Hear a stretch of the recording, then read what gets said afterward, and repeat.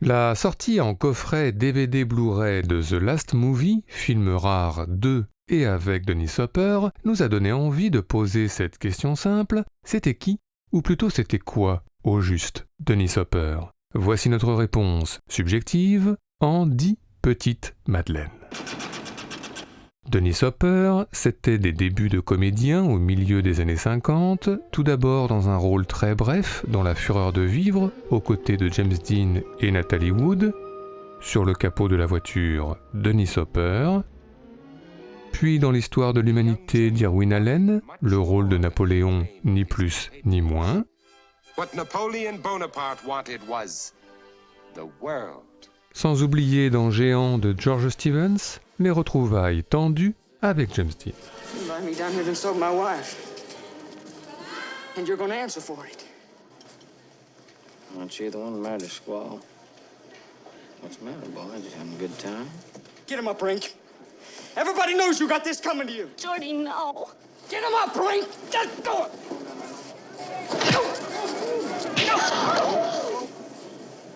Dennis Hopper, c'était en parallèle une carrière de peintre qui s'est poursuivie jusqu'à la fin de sa vie, avec une prédilection pour les collages, mais aussi une carrière de photographe, avec une prédilection pour le noir et blanc, et puis des relations privilégiées avec certains artistes majeurs, notamment Andy Warhol, qu'il rencontre au milieu des années 60 et qu'il inspire en bleu et en rouge, et un Andy Warhol avec lequel il tourne un film Tarzan and Jane Regained, Sort of, dont nous ne connaissons que cette mystérieuse photo de tournage. Et puis en 1967 vient le psychédélique The Trip de Roger Corman, dans lequel Dennis Hopper croise pour la première fois Peter Fonda. Paul. What? Un Peter Fonda que Dennis Hopper retrouve en 1969 pour l'explosion Easy Rider, hymne libertaire que Dennis Hopper réalise lui-même. Soit un célèbre trip au carnaval de la Nouvelle-Orléans, puis au cimetière, et surtout la traversée de l'Amérique à moto sur une bande-son de rêve, Jimi Hendrix, Bob Dylan et Steppenwolf, nés pour être rebelles.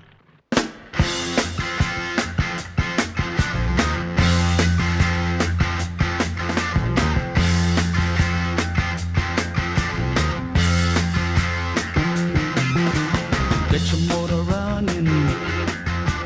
Head out on the highway, looking for adventure, and whatever comes our way. Yeah, darling, go make it happen. Take the world in a loving embrace. Fire all of your guns at once and explode into space. Dennis Hopper, c'était ensuite, l'année suivante, un nouveau film qu'il réalise cette fois au Pérou, The Last Movie, avec une célèbre photo de tournage qui dit beaucoup de la folie qui a alors régné sur le plateau, une ambiance no limite dont témoignent certaines scènes, mais un film cependant tout à fait clair quant aux intentions et aux sentiments de Dennis Hopper à l'époque, comme un programme de sa carrière à venir.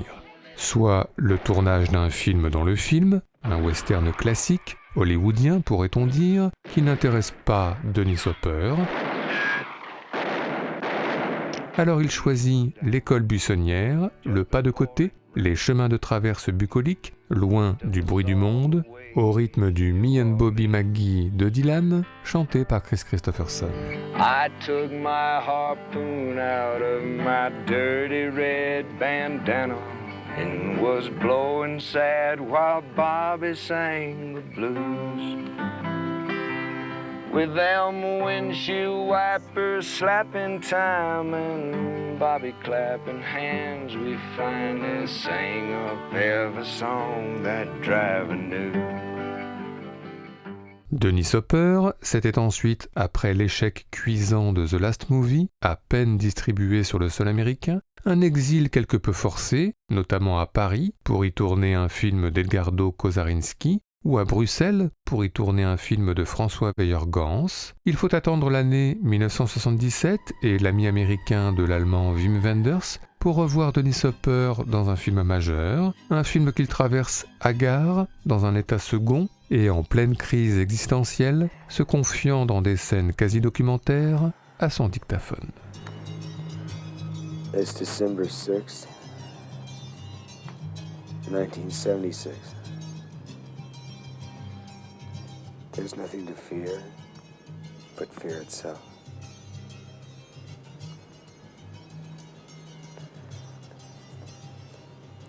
I know less and less about who I am or who anybody else is. Dennis Hopper, c'était ensuite à la fin des années 70 un ovni cinématographique, Human Highway, signé Neil Young, où Dennis Hopper incarne un cuistot qui sympathise avec un raton laveur, mais oui. Et puis à la même période, un autre ovni cinématographique, mais cette fois plus célèbre, Apocalypse Now de Francis Ford Coppola, où il incarne, dans un Vietnam déréalisé, un impayable photographe. Un film au tournage une nouvelle fois épique, que Dennis Hopper a traversé une nouvelle fois dans un état second, ce que montre notamment Hearts of Darkness, le documentaire sur le tournage du film. The other thing I'd like to say is that these glasses, I can't see anything through them. But like, you know, every crack represents a life I've saved. You know what I mean? They represent a life I've saved. But all that in the scene. I do, but you see, the director says, you don't know your lines. And then, like, Well, you know... if you know your lines, then you can forget them. Because you know more or less. I see. But that's what I'm trying to do. Dennis Hopper, c'était ensuite au tout début des années 80, un nouveau film en tant que réalisateur, Out of the Blue, porté par la voix de Neil Young.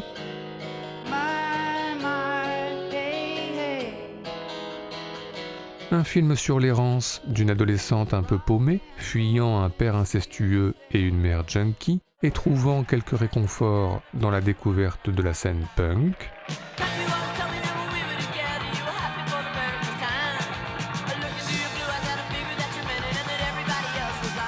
Mais enfin, à cette période, Dennis Hopper, c'était aussi un nouveau moment de folie. Cette performance nocturne dans les rues de Houston au Texas, où il s'attache à une chaise et à une charge d'explosifs.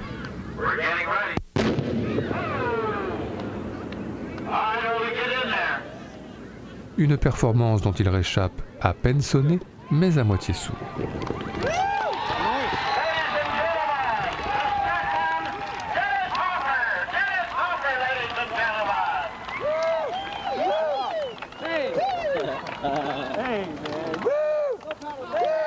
Dennis Hopper, c'était ensuite au milieu des années 80, le début d'un début de convalescence, avec quelques seconds rôles de choix, chez Sam Peckinpah ou chez Francis Ford Coppola, encore lui, mais tout de même, la folie jamais bien loin, notamment dans Massacre à la tronçonneuse, le deuxième, où il provoque Leatherface à la tronçonneuse. Et enfin, bien sûr, le trauma d'une génération, dans Blue Velvet de David Lynch, le personnage de Frank Booth, avec son masque à oxygène face à Isabella Rossellini.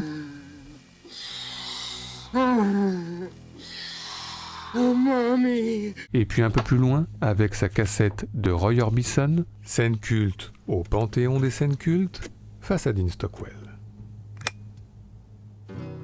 A candy-colored clown they call the Sandman tiptoes to my room every night just to sprinkle stardust and to whisper, go to sleep, everything is all right.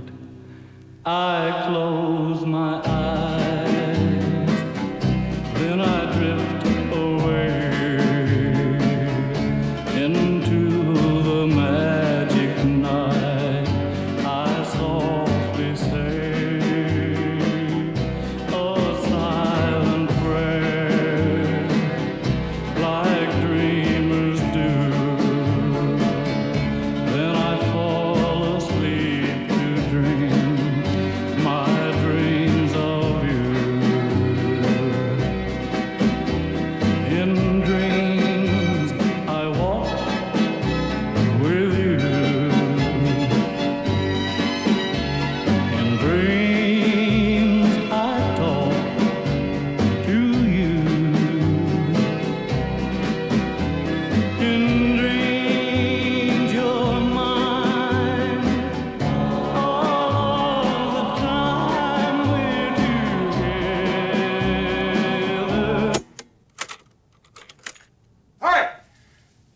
Let's hit the fucking road! Dennis Hopper, c'était ensuite, au carrefour des années 90, quelques films qu'il réalise dans un certain anonymat, notamment Hotspot, où il met en scène le rapprochement bucolique entre Jennifer Connelly et Don Johnson, mais aussi Backtrack, où il croise notamment Bob Dylan en artiste contemporain bruyant. I haven't seen Ann Benton in a long time. Her forms aren't exactly simpatico. Who did you say you were working for? Oh, I work for Bank of America. I need 100 pieces for lobbies up and down the state here. Mais c'est avec Colors que Dennis Hopper revient au premier plan. Soit l'apparition des gangs de Los Angeles, que le cinéma américain n'avait pas encore l'habitude de filmer, puis l'affrontement avec la police, notamment un Sean Penn plutôt zélé et un Robert Duvall plutôt zen. Un film une nouvelle fois porté par une bande-son de rêve, notamment le Colors d'Ice-T. You don't know me, fool. You disown me, cool. I don't need your assistance, social persistence. Any problem I got, I just put my fist in. My life is violent, but violent is life. Peace is a dream, reality is a knife. My colors, my honor, my colors, my all. With my colors upon me, one soldier stands tall. Tell me, what have you left me? What have I got? Last night in cold blood, my young brother got shot. Dennis Hopper, c'était ensuite, dans les années 90, quelques apparitions en bad guy face à Keanu Reeves ou face à Kevin Costner, et puis une apparition en réalisateur chez Abel Ferrara ou chez le peintre Julian Schnabel, et puis Indian Runner de Sean Penn, où en tenancier de bar face à Viggo Mortensen, il n'a visiblement rien perdu de sa folie. It's all about fear. Fear of the law coming down, sure. But mostly, fear like in sin. Et enfin, toujours à la même période, dans True Romance de Tony Scott, l'un des plus grands face-à-face de notre histoire du cinéma, avec Christopher Walken, le temps d'une cigarette et d'un petit cours d'histoire.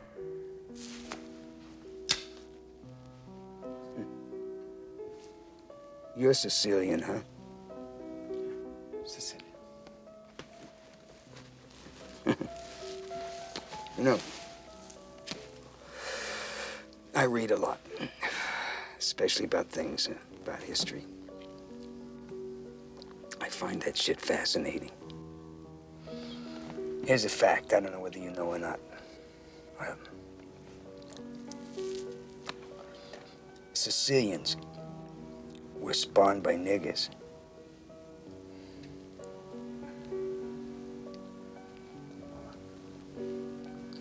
Come again?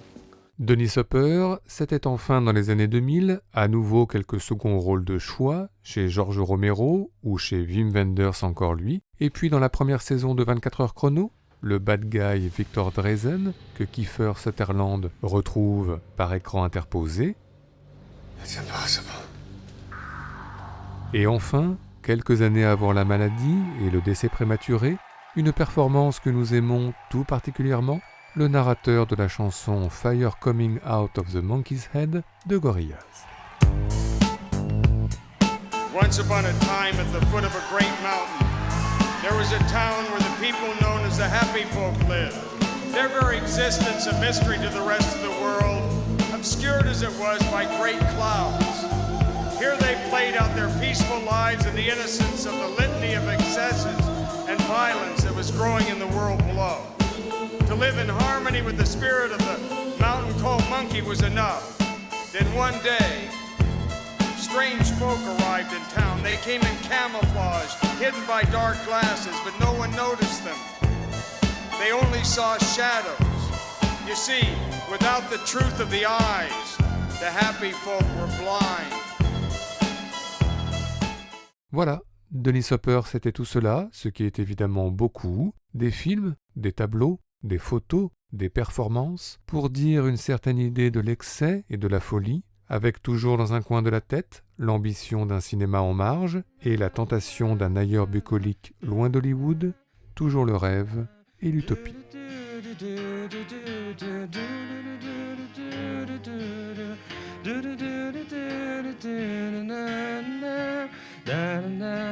da da da da da da da da.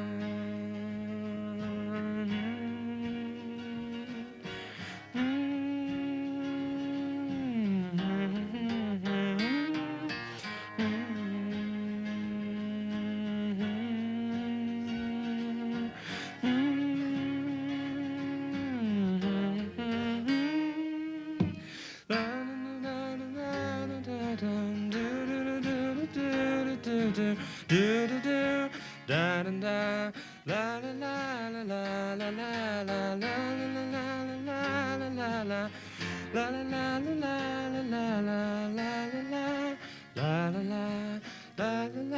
la la la la.